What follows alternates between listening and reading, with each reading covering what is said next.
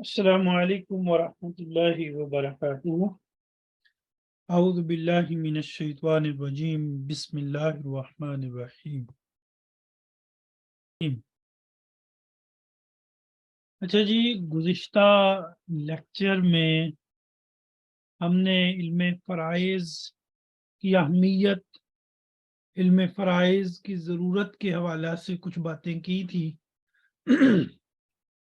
جو لوگ پچھلا لیکچر نہیں لے سکے، یوں سمجھیں کہ آج ہی ہمارا پہلا لیکچر ہے۔ میں نے پچھلا لیکچر اسی لیے کلاس گروپ میں بھی سینڈ نہیں کیا تھا، تو آپ یوں سمجھیں آج ہی ہمارا پہلا سبق ہے۔ میں آج دوبارہ سے وہ پچھلی باتیں ریپیٹ کر دیتا ہوں۔ علم فرائض کی اہمیت، فضیلت پر کہیں ایک احادیث موجود ہیں۔ اسے نصف علم کہا گیا کہ یہ آدھا علم ہے۔ کبھی نبی صلی اللہ علیہ وسلم نے فرمایا کہ تعلم الفرائض وعلموہا، علم میراث اور علم فرائض کو سیکھو بھی اور سکھاؤ بھی۔ یہ علم میری امت سے اٹھا لیا جائے گا اور بڑے کم لوگ ہوں گے جو اس علم کو جانیں گے۔ تو اس طرح کی کئی ایک روایات علم فرائض کی اہمیت کے حوالے سے موجود ہیں۔ یہ جو کتاب میں نے آپ کو پی ڈی ایف سینڈ کی ہے، اس کے شروع میں علم فرائض کی اہمیت پر کچھ روایات وغیرہ منقول ہیں، آپ ان کا مطالعہ کر سکتے ہیں۔ یہ جو علم ہے جس کو ہم نے علم وراثت کہا ہے، علم وراثت تو آسانی کے لیے میں نے اس کا نام علم وراثت کورس رکھ دیا تاکہ آپ لوگوں کو آسانی سے سمجھ آ سکے۔ ویسے اس کو اہل علم یعنی علمی اصطلاح میں اہل علم اسے یا تو علم المیراث کہتے ہیں یا علم الفرائض کہتے ہیں۔ علم المیراث یا علم الفرائض، یہ دو نام اس کے اہل علم کے ہاں چلتے ہیں۔ علماء نے وراثت کے علم کے دو نام، علماء نے وراثت کے علم کے لیے دو نام استعمال کیے ہیں، علم المیراث اور علم الفرائض۔ یہ دو مختلف نام ہیں لیکن دونوں کا مفہوم ایک ہی ہے، مطلب ایک ہی ہے۔ علم میراث اور علم فرائض، اب وہ اس پیرے میں آپ کو بتا رہا ہے کہ میراث کا لغوی معنی کیا ہے۔ تو میراث جو ہے، کہتے ہیں جی کلمہ میراث باب وارثہ یریثو کا مصدر ہے، یعنی یہ وارثہ یریثو سے یہ میراث جو ہے یہ بنا ہے، اور اس کے معنی ہے انتقال شیء من شخص الی شخص آخر، کسی چیز کا ایک شخص سے دوسرے شخص کی طرف منتقل ہو جانا۔ کوئی چیز ایک شخص سے دوسرے شخص کی طرف منتقل ہو جائے تو اس کو میراث کہتے ہیں۔ میرے پاس جو کتاب ہے وہ میں آپ میں سے مثال کے طور پر دعا ہے، دعا کو اگر دے دوں تو گویا کہ کتاب مجھ سے دعا کی طرف کیا ہو گئی، منتقل ہو گئی۔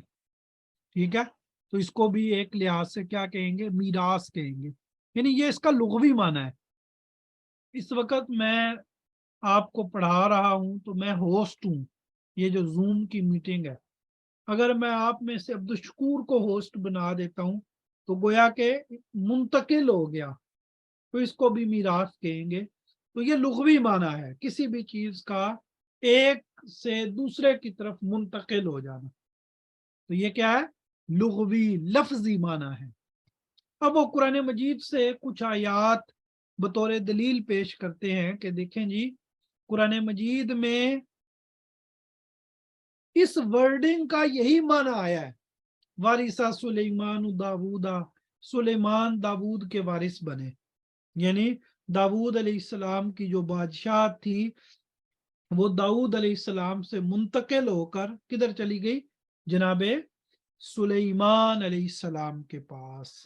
इसी तरह आगे कहते हैं जी, सूरह मरियम में सैयदना ज़करिया अलैहिस्सलाम का ये कौल है, क्या जी, कि यरिसुनी व यरिसु मिन आल याकूब, कि वो मेरा भी वारिस होगा और याकूब की आल का भी वारिस होगा, यानी जो कुछ मेरे पास है वो भी उसके पास मुंतकिल हो जाएगा, और याकूब अलैहिस्सलाम की जो आल है उसके पास जो कुछ है वो भी उसके पास मुंतकिल हो जाएगा। फिर एक हदीस, अल उलमा वरसतुल अंबिया, उलमा अंबिया के वारिस हैं, यानी जो मिशन अंबिया का था, जो अल्लाह ताला ने मकसद देकर अंबिया को भेजा था, वो मकसद अब मुंतकिल हो गया है किन की तरफ, उलमा की तरफ, अहले इल्म की तरफ, कि वो पैगंबरी मनसब के अब वारिस हैं। इसके बाद है जी फराइज। फराइज के लुग़वी माना क्या है? वो कहते हैं कि ये जो कलिमा फराइज फरीजा की जमा है, यानी फराइज जो है ये जमा है, इसकी वाहिद है फरीजा, और ये फर्ज से मुश्तक है। फर्ज से मुश्तक का मतलब यानी ये फर्ज से बना है, जिसके माना है कता करना, किसी चीज को काटना, किसी चीज को काटना। तो ये तो लफ्जी माना हो गया, ये कोई बड़ी अहमियत की हामिल चीज नहीं है किसी लफ्ज का लुग़वी माना पता चल जाना। ये तो जिसका भी थोड़ा सा ग्रामर से ताल्लुक है वो लुगत खोल कर, डिक्शनरी खोल कर आसानी से देख सकता है कि इसके माना क्या है। और अरबी में एक लफ्ज का एक ही माना नहीं होता, ये बात भी ज़हन में रखें। यानी मीरास का माना, अगर हम मीरास का लुग़वी माना देखें तो जरूरी नहीं कि मीरास का यही लुग़वी माना हो जो यहाँ बयान हुआ है। लुगत में तो उसके कई माने होते हैं। अरबी के एक एक लफ्ज के बाद औकात 50-50 मानी भी होते हैं। 10-20 मानी होना ये तो आम सी बात है। तो ये फराइज का माना है कता करना, तो जरूरी नहीं कि लुगत में यही माना हो, और भी माने हो सकते हैं। उन्होंने आपको एक एक बता दिया, आपको थोड़ा सा चले लुग़वी माना पता चल गया। अब आते हैं मीरास के इस्तिलाही माना की तरफ। इस्तिलाही माना मतलब कि इल्म मीरास का मतलब क्या है। अहले इल्म जब कहते हैं कि ये इल्म इल्म मीरास है, या ये इल्म इल्मुल फराइज है, तो व्हाट्स मीन, इसका मतलब क्या होता है? इसका मतलब क्या होता है? इसे किस पैराए में, किस मफहूम में आज इल्म मीरास और इल्म फराइज की इस्तिलाह इस्तेमाल होती है? तो जी सिर्फ दो बातें हैं। कितनी बातें हैं? दो। पहले उर्दू में तारीफ लिखी हुई है और फिर अरबी में लिखी हुई है। उर्दू वाली याद कर लें, अगर आपके पास वक़्त मौजूद है तो आपको चाहिए कि अरबी वाली तारीफ भी याद करें। ज्यादा लंबी चौड़ी तो है नहीं, ये एक इल्मी रोब होता है कि आप जो है वो अरबी में कोई भी अपनी तारीफ जो है वो पेश करें। कोई भी आपसे कोई डेफिनेशन पूछे तो आप उसे अरबी में सुना दें, ठीक है। और असल चीज फिर होती है उस डेफिनेशन की वजाहत। आपको उस डेफिनेशन का मतलब अच्छी तरह आना चाहिए। तो इल्मे मीरास क्या है जी?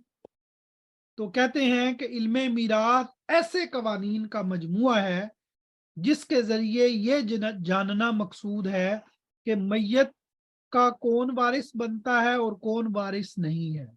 मैयत का कौन वारिस है और कौन वारिस नहीं है। और अगर कोई वारिस बनता है तो मैयत की जायदाद से उसे कितना हिस्सा मिलेगा। देखें जी, इल्मे मीरास उन उसूलो कवायद का नाम है कि उन उसूलो कवायद की रोशनी में हम ये जान लेते हैं, हमें पता चल जाता है कि मैयत का कौन वारिस है, कौन वारिस नहीं है। जैसे मिसाल के तौर पर مثال میں دوں، اگر میت کے بیٹے بیٹیاں موجود ہوں، یعنی میت کی اولاد موجود ہو، تو پھر پوتوں کو میراث نہیں ملتی، وراثت نہیں ملتی، ٹھیک ہے۔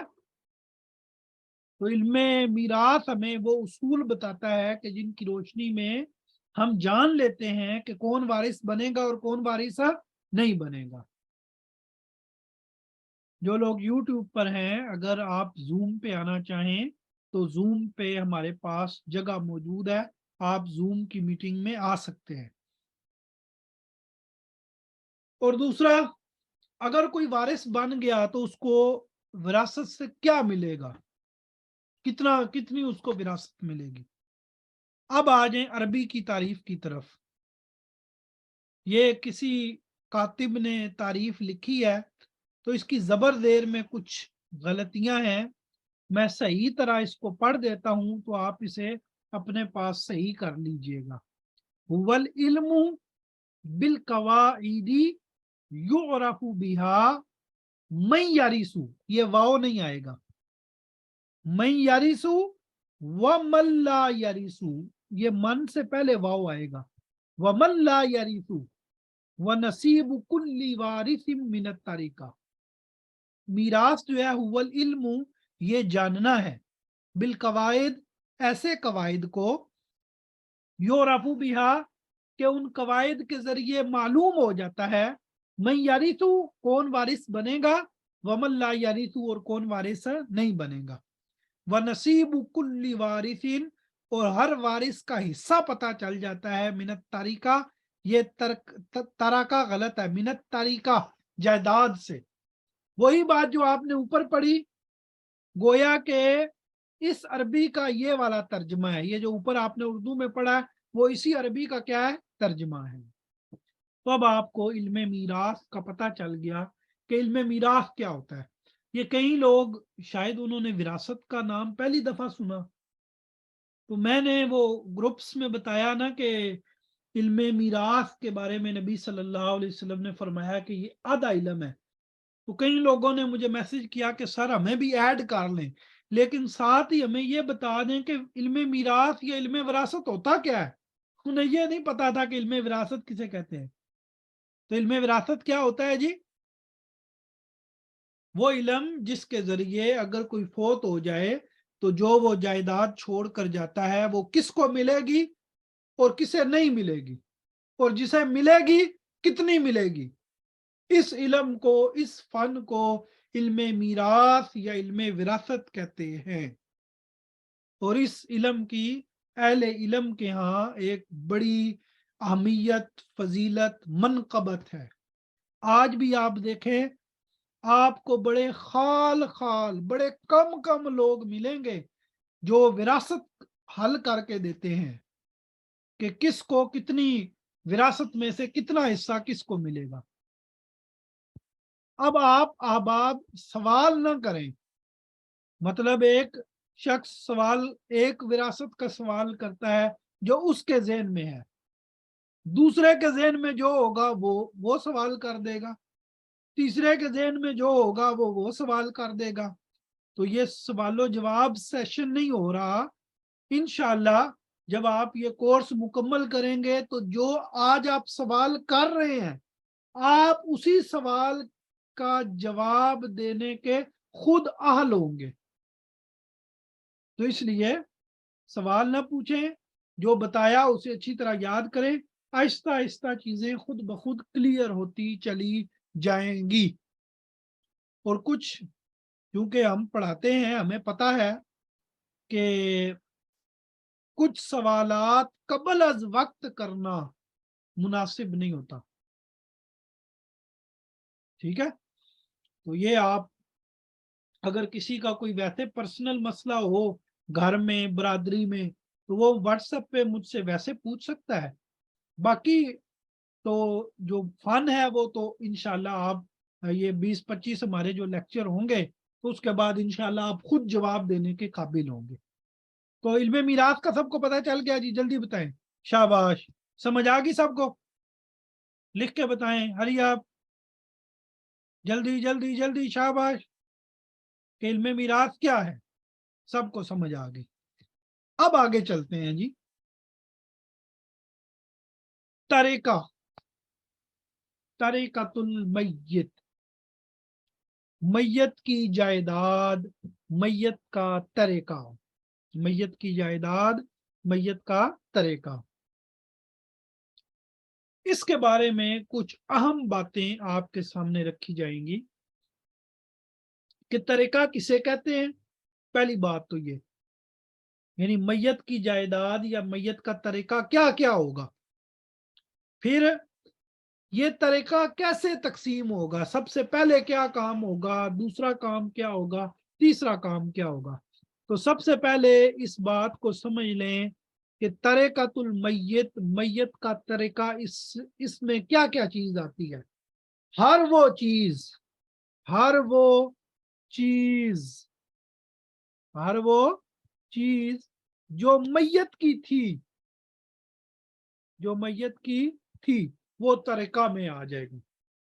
उसके इस्तेमाल शुदा कपड़े, उसका घर, जायदाद, गाड़ी, पैसा, जो कुछ भी है जो उसका था, वो सारे का सारा क्या होगा, वो सारे का सारा क्या होगा, तरीका।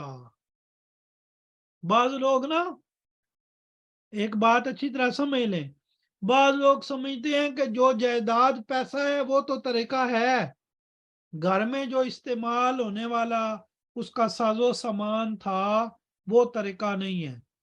ये बात दुरुस्त नहीं। मैयत की हर चीज जो उसकी मिल्कियत थी वो तरीका है। वो छोटी से छोटी चीज क्यों ना हो, वो बड़ी से बड़ी चीज क्यों ना हो, वो क्या है, आप लोग लिख नहीं रहे, वो क्या है, तरीका। वो क्या है, लिख के बताएं मुझे, शाबाश। दिन में ग्रामर की क्लास में इकबाल साहब भी आपको बेदार कर रहे थे, तो ये साथ साथ आपने जवाब देना है, ताकि मुझे पता है वो के तरावी पढ़ के थके हुए आए थे, कहीं सो ही ना गए हो।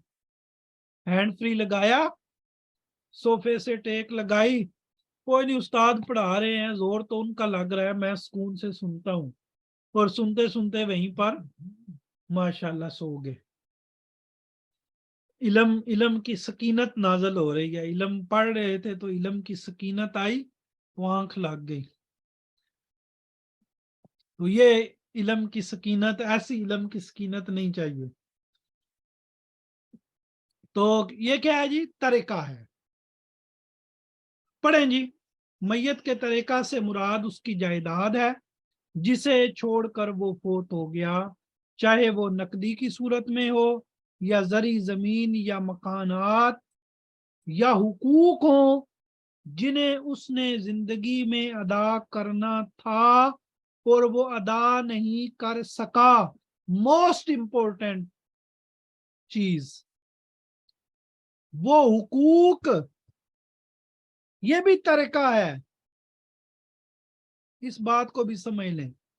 जिस तरह वोरासा मैयत के पैसे, धेले, जायदाद, मकान है, इन चीजों का शौक रखते हैं ना, हमें ये मिलेगा।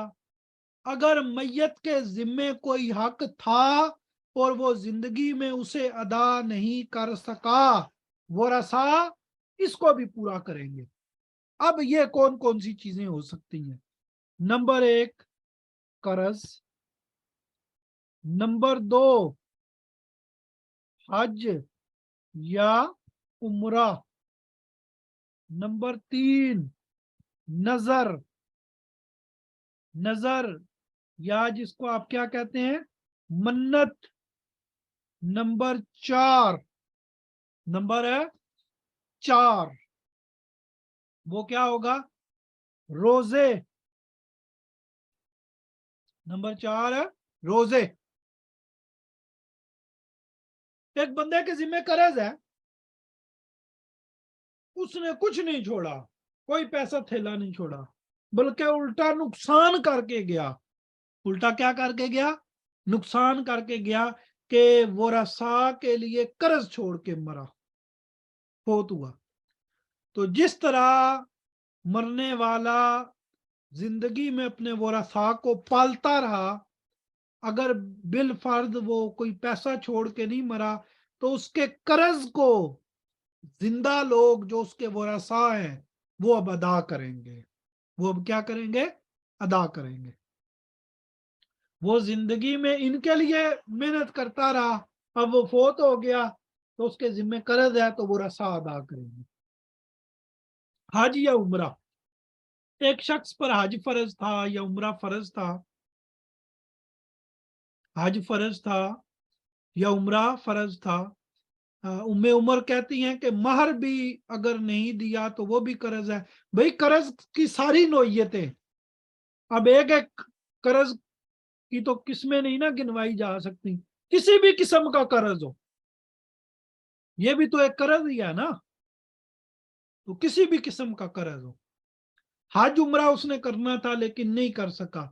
ایک عورت آئی نبی صلی اللہ علیہ وسلم کے پاس، آ کر کہنے لگی اللہ کے نبی میرے والد کے ذمے حج تھا، وہ حج نہیں کر سکا، تو کیا میں اس کی طرف سے حج کروں؟ آپ نے فرمایا کہ اگر تیرے باپ پر قرض ہوتا تو تم اتارتی؟ کہنے لگی جی بالکل اتارتی، اگر میرے باپ کے ذمے قرض ہوتا۔ تو آپ نے فرمایا پھر اللہ کا حق جو ہے اس کو بھی پورا کرو، اپنے باپ کے ذمے جو حج عمرہ ہے وہ کرو۔ نظر یا منت، تیسری چیز، اگر مرنے والا اس نے کوئی منت مانی تھی، کوئی نظر مانی تھی لیکن وہ اسے پورا نہیں کر سکا تو ورثاء اس کی نظر پوری کریں، اس کی منت کیا کریں؟ پوری کریں جو اس نے مانی ہوئی تھی۔ چوتھی چیز، بالفرض ایک شخص، زید نامی ایک شخص یکم رمضان کو بیمار ہو گیا۔ زید کب بیمار ہوا جی؟ بھائی فاطمہ پھر پوچھتی ہیں کہ منت میں روزے وغیرہ بھائی ہر طرح کی منت، وہ کسی بھی طرح کی ہو سکتی ہے، بات کو سمجھتے ہیں، منت کوئی ایک روزوں کی نہیں ہوتی، منت کسی بھی طرح کی ہو سکتی ہے، روزوں کی ہو سکتی ہے، پیسوں کی ہو سکتی ہے، نوافل کی ہو سکتی ہے، حج عمرے کی ہو سکتی ہے، طواف کی ہو سکتی ہے، اعتکاف کی ہو سکتی ہے۔ بہرحال زید نامی ایک شخص یکم رمضان کو کیا ہو گیا؟ بیمار ہو گیا۔ زید یکم رمضان کو بیمار ہو گیا، وہ روزے نہیں رکھ سکا، اور 20 رمضان کو زید کیا ہو گیا؟ فوت ہو گیا۔ اب اس کے 20 روزے تھے جو اس نے رکھنے تھے لیکن بیماری کی وجہ سے رکھ سکا نہیں۔ اب اس کے روزے کون رکھیں گے؟ ورثاء، اس کے بیٹے بیٹیاں ورثاء، وہ اس کے ذمے روزے رکھیں گے۔ تو تعریف سے پتہ چلا جی کہ طریقہ سے مراد جو کچھ میت چھوڑے، وہ پیسہ ہو، نقدی ہو، زمین جائیداد، یا وہ حقوق جو اس کے ذمے تھے۔ میت کے طریقہ کے متعلق 4 حقوق ہیں۔ اچھا جی، میت جو بھی پیسہ دھیلا چھوڑ کر جائے نا، تو سب سے پہلا کام میت کی تدفین کے اخراجات، یہ سب سے پہلا کام ہوگا، باقی اور کوئی کام نہیں۔ سب سے پہلا کام میت کی تدفین کے اخراجات وہ میت کے مال میں سے لیے جائیں گے۔ دوسرے نمبر پر اگر مال بچ جائے تو میت کا قرضہ ادا کیا جائے گا۔ پھر اگر مال بچ جائے تو میت نے جو وصیت کی ہے وہ پوری کی جائے گی۔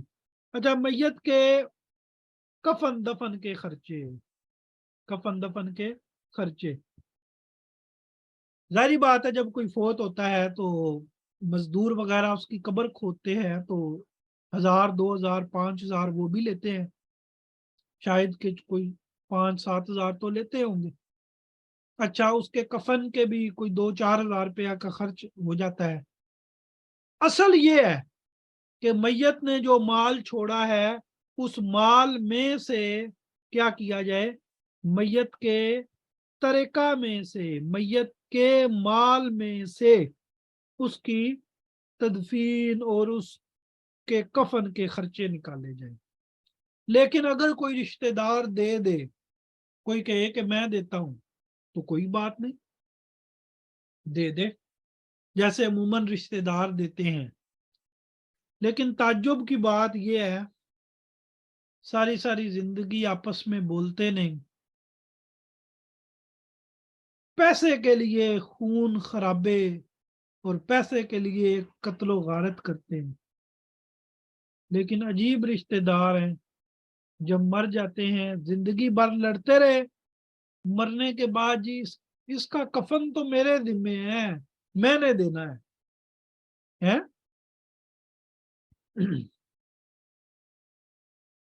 اچھا، بھائیوں نے پوری زندگی بہن کو اس کی جائیداد میں حصہ نہیں دیا، بہن کا حصہ کھا گئے، بہن نے حصہ مانگا، بہن سے بولنا بند کر دیا، ساری زندگی بہن کو دکھ دیے، لیکن بہن اگر فوت ہو گئی، بھائی اس کے کفن دفن کے خرچے تو ہم بھائی دیں گے نا، ہم بھائی دیں گے۔ تو شاید دن میں بھی میں گرامر کی کلاس میں بھی سن رہا تھا، شیخ اقبال صاحب بھی اس حوالے سے کچھ نصیحت فرما رہے تھے کہ اگر انسان ہر رات سونے سے پہلے اپنا مواخذہ اور اپنا احتساب کر کے سوئے، تو لڑائیاں جھگڑے ہر روز ختم ہو جائیں۔ انسان جب سوتے ہوئے یہ سوچ کے سوئے کہ عین ممکن ہے میری یہ آخری رات ہو، تو پھر اس قسم کی لڑائیاں جھگڑے انسان کبھی نہ کرے۔ اچھا جی، اگر میت کے کفن دفن کے خرچے پورے کرنے کے بعد میت کا مال بچ جاتا ہے، تو جو اس کے ذمہ قرض ہے وہ ادا کیا جائے گا، جو اس کے ذمہ کیا ہے، قرض ہے، وہ ادا کیا جائے گا۔ اور اگر قرض سے مال بچ جائے تو پھر میت نے جو وصیت کی ہے وہ وصیت پوری کی جائے گی، اور وصیت کے بعد پھر مال جو ہے وہ کن کو دیا جائے گا؟ وارثوں کو دیا جائے گا۔ ٹھیک ہے؟ میت کی تدفین کے اخراجات، اب ایک ایک چیز پر وہ کچھ باتیں کرے گا۔ کہتے ہیں جی میت کے کفن دفن کرنے میں اور قبر کھودنے وغیرہ پر جو خرچ ہوگا اسے میت کے ترکہ میں سے لیا جائے گا، اس میں فضول خرچی اور کنجوسی سے اجتناب کرنا ہوگا، یعنی فضول خرچی بھی نہیں کرنی اور کنجوسی بھی نہیں کرنی۔ یہ نہیں کہ میت کا مال ہے تو اڑا دو، اور یہ بھی نہیں کہ اتنا گھٹیا کفن لے کر آؤ، کنجوسی کرو، نہیں۔ اسی طرح اس کے عزیز و اقارب اس سے قبل وفات پا گئے تو اسے ان کے کفن دفن کا موقع نہیں ملا، ان کی تجہیز و تکفین کے اخراجات بھی اس کی جائیداد سے لیے جائیں۔ اس کو چھوڑ دیں جی، ٹو دا پوائنٹ بات کے اوپر رہیں کہ میت کے جو اخراجات ہیں وہ اس کی جائیداد سے لیے جائیں گے۔ اس کے بعد ہے جی میت قرض کی ادائیگی، قرض کی ادائیگی۔ میت کی تجہیز و تکفین کے اخراجات کے بعد میت کے قرض کی ادائیگی ہوگی۔ یہ جو اوپر بات انہوں نے ویسے لکھی ہوئی ہے نا، یہ مجھے یہ بات صحیح نہیں ہے، یہ والی کہ اس کو عزیز و اقارب جو فوت ہو گئے ان کے کفن دفن کے خرچے بھی اس کی جائیداد سے لیے جائیں گے۔ بھائی ان کا کوئی کفن دفن اس کے ذمہ فرض تھا کہ یہ اس نے ادا کرنا ہے، تو یہ بات درست نہیں ہے، اس لیے میں اس کو چھڑوا رہا ہوں۔ کتاب والے نے لکھا ہے نا جی، باتیں پھر کمزور بھی لکھ دیتے ہیں۔ اچھا جی، قرض کی ادائیگی، میت کی تجہیز و تکفین کے اخراجات کے بعد میت کے قرض کی ادائیگی ہوگی۔ وہ کہا کہ نزدیک قرض کی دو قسمیں ہیں۔ قرض کتنی طرح کا ہو سکتا ہے؟ دو طرح کا۔ دین اللہ، اس کو دین اللہ نہیں پڑھنا، اس کو کیا دین اللہ نہیں پڑھنا بلکہ دین اللہ، اللہ کا قرض۔ اس سے مراد وہ قرض ہے جو میت اپنی زندگی میں میت نے ادا کرنا تھا لیکن اسے انہیں ادا کرنے کا موقع نہیں ملا اور وفات پا گیا، مثلا فرض زکوٰۃ یا کفارہ یا فرض حج وغیرہ جو اس کے ذمے تھا لیکن وہ اپنی زندگی میں ادا نہیں کر سکا، انہیں اس کی جائیداد سے ادا کیا جائے گا۔ ٹھیک ہے جی، یہ وہ جو میت کے ذمے حقوق ہے نا، اس میں زکوٰۃ وغیرہ بھی آ سکتی ہے۔ اچھا، دین العباد، بندوں کے قرض، یعنی بندوں کا قرضہ، اس سے مراد وہ قرضہ ہے جو اس نے اپنی زندگی میں لیا اور اسے ادا نہیں کیا۔ اسی طرح وہ قرضہ جو اس نے اپنی زرعی زمین یا مکان وغیرہ کو گروی رکھ کر حاصل کیا، ان سب قرضوں کا ادا کرنا ضروری ہے۔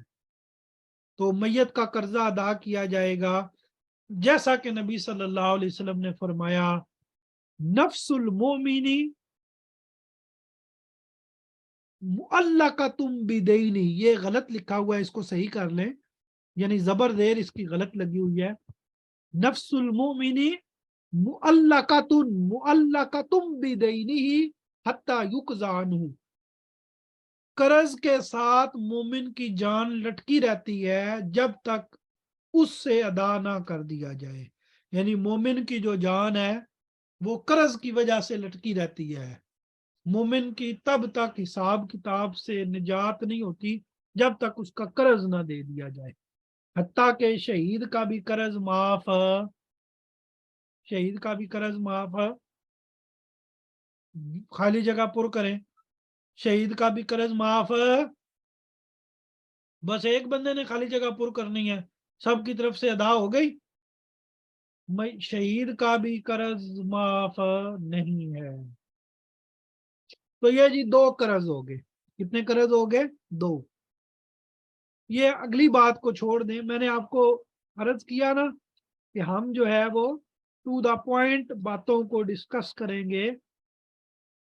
الوصیہ، اس پہ آئیں گے۔ الوصیہ تیسری چیز، اگر میت نے مرنے سے قبل کوئی وصیت کی تو اسے تجہیز و تکفین کے اخراجات اور قرضہ جات کی ادائیگی کے بعد جو ترکہ بچے گا اس سے ادا کیا جائے گا۔ اب یہ جو وصیت ہے، میت کی جو وصیت ہے، یہ کتنے مال کی زیادہ سے زیادہ ہو سکتی ہے؟ بتائیں جی، میت کی جو وصیت ہے یہ زیادہ سے زیادہ کتنے مال کی ہوتی ہے؟ پتہ ہے کسی کو؟ 33% کسی نے کہا، 33 نہیں، 33.33%، یا 1/3، یا اس کو آپ کہہ سکتے ہیں ایک سلس، ایک سلس، ایک تہائی، تیسرا حصہ، یعنی کل مال کے 3 حصے کرو تو جو ایک ہوگا وہ کیا ہوگا؟ سلوس ہوگا۔ یہ کئی لوگوں کو نا سلوس کی یا 1/3 کی یا 1/3 کی سمجھ نہیں آتی، وہ کہتے ہیں استاد جی اس کا کیا مطلب ہے؟ 100 کے 3 حصے کرو تو 33.33، یہ ایک سلوس ہوگا، یعنی کسی بھی چیز کے 3 حصے کرو تو جو ایک حصہ ہوگا وہ اس کا سلوس ہوگا۔ اس کو سلوس بھی کہہ سکتے ہیں، اس کو 1/3 بھی کہہ سکتے ہیں، اور اس کو 1/3 بھی کہہ سکتے ہیں۔ ٹھیک ہے جی، تو وصیت کے حوالے سے پہلی بات کہ وصیت زیادہ سے زیادہ کتنی کی جا سکتی ہے؟ یہ وصیت کی زیادہ سے زیادہ مقدار ہے 1/3، ضروری نہیں کہ 1/3 کی کر کے ہی جاؤ، لیکن زیادہ سے زیادہ کتنی ہو سکتی ہے؟ 1/3۔ اچھا میرا سوال ہے، اگر میت آدھے مال کی وصیت کر جائے، 1/2 کی 50% مال کی وصیت کر جائے تو کیا ہوگا؟ عمل ہوگا؟ عمل ہوگا؟ نہیں۔ اگر وہ آدھے مال کی وصیت کر کے جاتا ہے تو وصیت کو درست کیا جائے گا، 1/3 تک کی ہو سکتی ہے، اس سے زیادہ کی ہو سکتی نہیں۔ اچھا جی، وصیت کے بارے میں دوسری بات یہ ذہن میں رکھیں، وصیت ورثاء کے لیے نہیں ہو سکتی، وصیت ورثاء کے لیے نہیں ہو سکتی، ورثاء کے لیے وصیت نہیں ہوتی، وصیت ہمیشہ ان کے لیے ہوتی ہے جو وارث نہیں ہے، یعنی وصیت ان کے لیے ہوتی ہے جن کو وراثت میں سے کچھ ملنا نہیں۔ اگر کوئی اپنے وارث کے لیے وصیت کر جائے تو اس پہ عمل ہوگا؟ اگر کوئی وارث کے لیے وصیت کر جائے تو اس پہ عمل ہوگا نہیں۔ اللہ نے قرآن مجید میں واضح فرما دیا کہ اگر وصیت کے اندر کوئی خرابی ہے تو اس وصیت کو کیا کرو؟ صحیح کرو، اس وصیت کو کیا کرو؟ بدل دو، بدل کے اس کو صحیح کرو، درست کرو، اس کی اصلاح کرو۔ اچھا جی، تو جیسا کہ کہتے ہیں جی کہ قرضہ جات کی ادائیگی کے بعد جو ترکہ بچے گا اس سے ادا کی جائے گی وصیت، اور اسے باقی ماندہ ترکے کے تیسرے حصے سے زیادہ نہیں ہونا چاہیے، جیسا کہ ابن ماجہ میں سیدنا ابو ہریرہ رضی اللہ تعالیٰ عنہ کی حدیث ہے۔ کوشش کریں یہ حدیث آپ کو زبانی یاد ہو، جیسے پیچھے ایک حدیث گزری نا، نفس المومن معلقۃ بدینہ، تو اسی طرح یہ حدیث بھی آپ کو زبانی یاد ہو، میں کل سن بھی سکتا ہوں۔ ان اللہ تصدق علیکم عند وفاتکم بثلث اموالکم وجعل زیادۃ لکم فی اعمالکم۔ ان اللہ، انا کا معنی بے شک، انا کا معنی بے شک، اللہ اللہ تعالی، بے شک اللہ تعالی نے تصدق علیکم تم پر مہربانی کی ہے، بے شک اللہ تعالیٰ نے تم پر کیا کی ہے؟ مہربانی کی ہے، اللہ نے تم پر شفقت کی ہے۔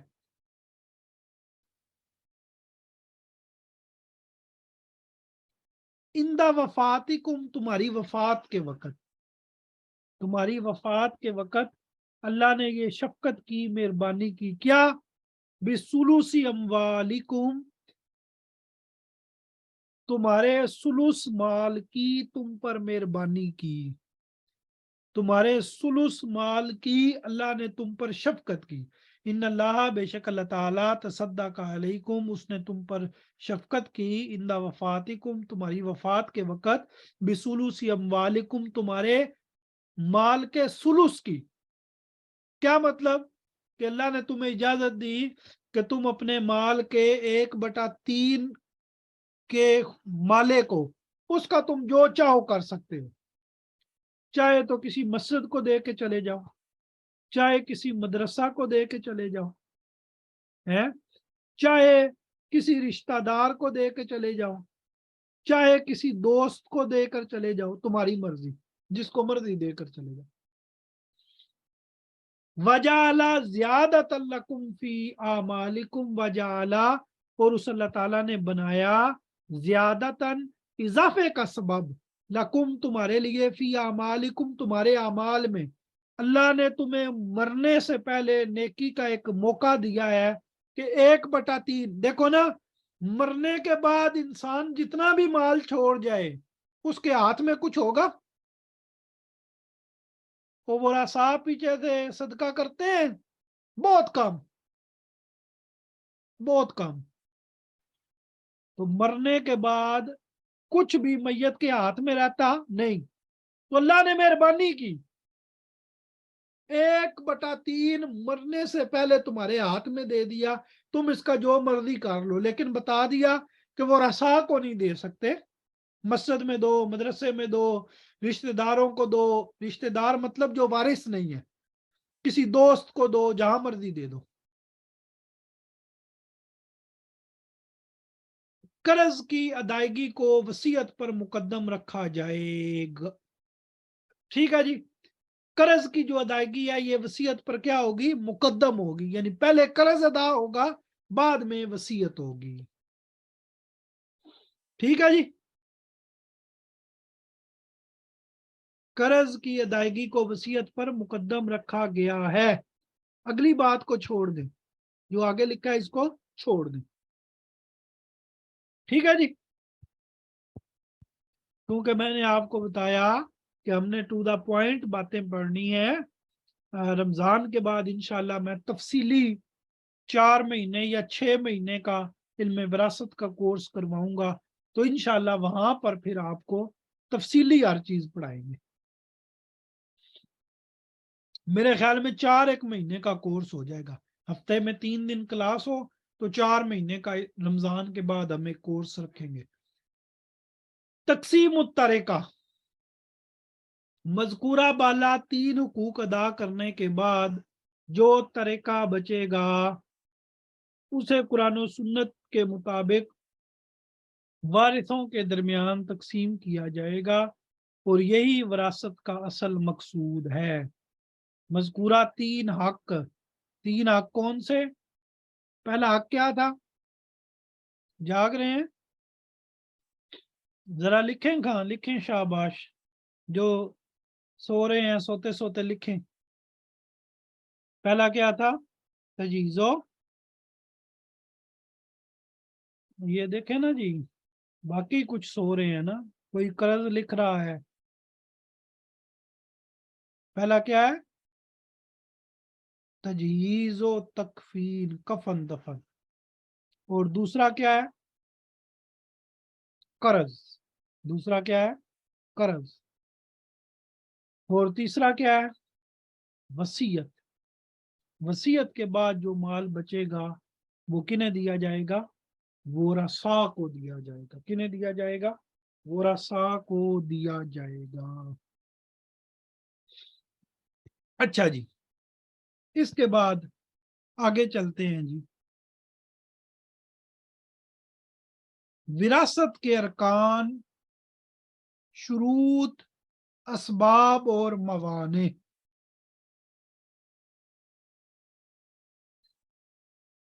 تو یہ ایک ہیڈنگ ہے جی, ارکان الارث.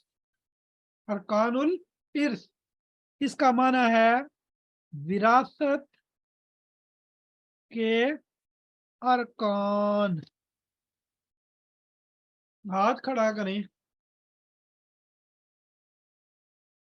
وراثت کے ارکان سے کیا مراد ہے؟ کچھ لوگ ہاتھ کھڑا کریں, جس سے میں پوچھوں گا وہ پھر مجھے جواب دیں گے.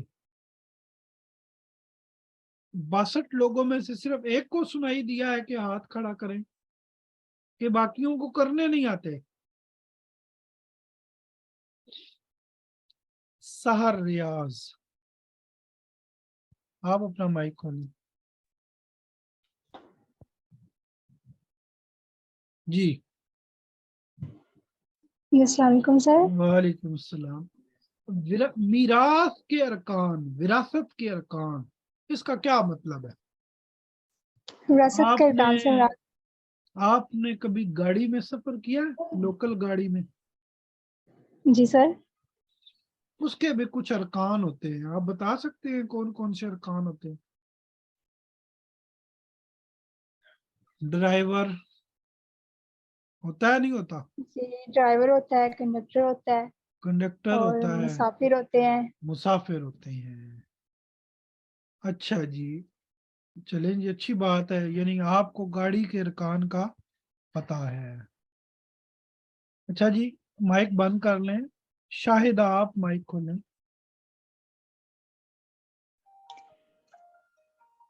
آپ کبھی کسی ہوٹل وغیرہ پہ گئے ہوں گے, تو اس کے جی ارکان سر, کیا کیا ہوتے ہیں؟ اس کے ویٹر ہوتا ہے, ویٹر ہوتا ہے, اور مینجر ہوتا ہے, نیچر ہوتا ہے. منیجر ہوتا ہے یا مینجر ہوتا ہے؟ اچھا جی. اور بلڈنگ چیئرز تو نہیں نا آتے ارکان میں, اللہ سے ڈرو. مینجر ہوگا, مالک ہوگا, ویٹر ہوگا, اور جو کھانے کے لیے کسٹمرز جائیں گے, یہ اس کے ارکان ہیں. تو میں آپ کو سمجھانا یہ چاہ رہا تھا کہ ارکان کا کیا مطلب ہوتا ہے. ارکان کا مطلب ہوتا ہے کہ کوئی بھی کام ہوتا ہے نا, تو اس کے کوئی نہ کوئی لوگ ہوتے ہیں مینج اس کو کرنے والے. تو وراثت کے ارکان کون کون ہوں گے؟ امید ہے اس مثال سے آپ کو بات سمجھ آ گئی ہوگی. میراث کے 3 ارکان ہیں. ان میں سے اگر ایک رکن بھی کم ہو تو میراث کا وجود نہیں ہوگا. ایک بھی کم ہو تو میراث کا وجود نہیں ہوگا. اور جیسے گاڑی ہے, گاڑی لوکل گاڑی, کنڈکٹر نہ ہو تو بھی کام نہیں چلے گا. کرایہ کون لے گا ہے؟ اور اگر کنڈکٹر ہو وہ پیسنجروں سے کرایہ لے لے لیکن ڈرائیور نہ ہو تو کام چل جائے گا؟ بیٹھے رہو سارے, نہیں کام چلے گا. اگر بالفرض کنڈکٹر بھی ہو اور ڈرائیور بھی ہو لیکن پیسنجرز نہ ہو تو کام چلے گا؟ تو بھائی گاڑی کو پورا شہر گھما کے کیا کریں گے؟ اپنے ہی نقصان کریں گے, ہیں؟ خالی لے کے گھومتے رہو. تو 3 ارکان ہیں, 3 ارکان ہیں. وہ 3 ارکان کون کون سے ہیں جی؟ میں سبق کو اختصار کی طرف لے کر جاتا ہوں. وہ 3 ارکان کون کون سے ہیں جی؟ المورث, وارث, موروث. مورث سے مراد مرنے والا, وارث سے مراد رشتہ دار, اور موروث سے مراد جائیداد. ٹھیک ہے. مورث اس سے مراد میت ہے جس کی جائیداد کو وارثوں کے درمیان تقسیم کیا جاتا ہے. وارث یہ میت کا وہ رشتہ دار ہے جو میت کے ترکے کا حقدار ہوتا ہے. موروث اس سے مراد میت کی جائیداد ہے, چاہے وہ نقدی کی صورت میں ہو یا زرعی زمین یا مکان. اگر مرنے والا مر گیا, مورث مرنے والے کو کیا کہیں گے؟ مرنے والے کو کیا کہیں گے؟ مورث. مرنے والا مر گیا, رشتہ دار لینے والے بھی موجود ہیں لیکن موروث نہیں ہے, وہ کچھ بھی چھوڑ کے نہیں مرا, تو وراثت کوئی تقسیم ہوگی؟ تو بھائی جب جائیداد ہی نہیں ہے تو کیا ان کو ملے گا؟ اگر مثال کے طور پر مرنے والا مر گیا, اس نے جائیداد بھی چھوڑ دی, جائیداد بھی چھوڑی, لیکن لینے والا کوئی نہیں ہے, تو جائیداد کی تقسیم ہوگی؟ کوئی لینے والے ہی نہیں ہے. ٹھیک ہے جی. تو آج کے سبق میں ہم نے چند اہم باتیں ڈسکس کی ہے, تو امید ہے انشاءاللہ کل یہ ساری باتیں میں آپ سے سنوں گا. شروع والے 2-4 منٹ میں میں کچھ باتیں سنوں گا, تو مجھے آپ سے جو ہے وہ دل برداشتگی نہیں ہوگی. میں آپ حسن ظن رکھتا ہوں کہ آپ لوگ جو ہے وہ یہ نہیں کریں گے. ہمارے ہاں ایک چیز ہوتی ہے نا کہ قدر نہیں ہوتی عموماً چیزوں کی, اور یہ بڑا جو ہے نا وہ ایک المیے والی بات ہے. جو چیز ہمیں آسانی سے میسر آ جائے اس کی ہم قدر نہیں کرتے, عموماً ایسا ہوتا ہے. تو میں امید کروں گا کہ میرا پالا بے قدروں سے نہیں پڑا, میرا پالا جو ہے وہ قدردانوں سے پڑا ہے. ہم تو مائل بکرم ہے کوئی سائل ہی نہیں، راہ دکھائیں کسے کوئی راہ گزر ہی نہیں۔ تو امید ہے انشاءاللہ آپ اپنا کام شام کر کے آئیں گے۔ ٹھیک ہے جی، آج کی کلاس وائنڈ اپ ہوتی ہے۔